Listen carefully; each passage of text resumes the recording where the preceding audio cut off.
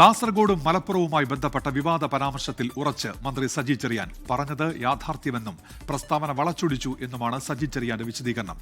പരാമർശത്തിൽ സിപിഐഎം നേതൃത്വത്തിന് അതൃപ്തിയുണ്ട്.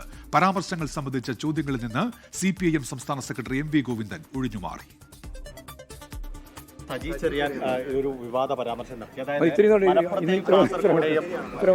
അത് അങ്ങനെ പറയാൻ പാടുണ്ടോ? അവരുടെ പേര് നോക്കി വിലയിരുത്താന്നുള്ളത്.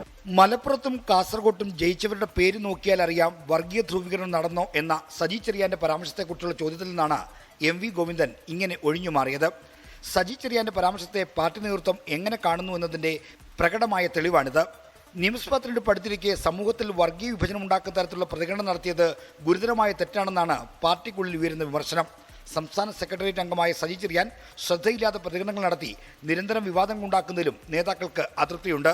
എന്നാൽ പറഞ്ഞതിൽ ഉറച്ചു നിൽക്കുകയാണെന്നാണ് സജി ചെറിയാന്റെ നിലപാട്.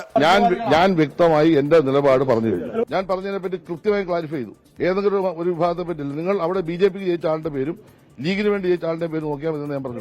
പ്രബല സമുദായ സംഘടനകൾ പ്രതിപക്ഷത്തെ വിമർശിച്ച സംഭവത്തിൽ നിന്ന് ശ്രദ്ധ തിരിക്കാനും സജി ചെറിയാന്റെ വിമർശനങ്ങൾ കാരണമായെന്ന് CPM നേതാക്കൾ ചൂണ്ടിക്കാട്ടുന്നു. 24 തിരുവനന്തപുരം. ലോകത്തെവിടെയായാലും ഏത് സമയത്തും 24 വാർത്തകളും ഓഗ്മെന്റഡ് റിയാലിറ്റി പാക്കേജുകളും എക്സ്പ്ലെയിനറുകളും വിശദമായി കാണാൻ ഞങ്ങളുടെ YouTube ചാനൽ നിങ്ങൾക്ക് സബ്സ്ക്രൈബ് ചെയ്യാം.